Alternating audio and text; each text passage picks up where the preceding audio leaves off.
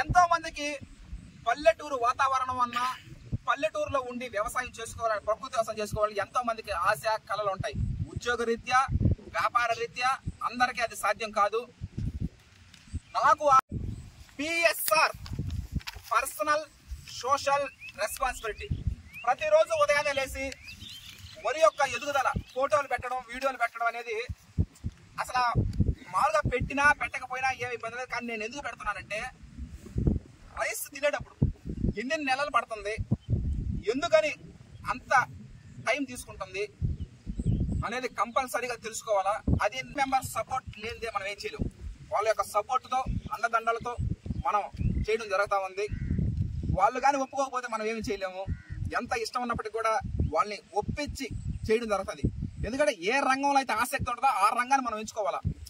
ఆసక్తి ఉంటే ఆ శక్తి మీలో ఆవహిస్తుంది అనేది వాస్తవం. అందుకు నిదర్శనం నేను నర్షత్ విహారం టీం.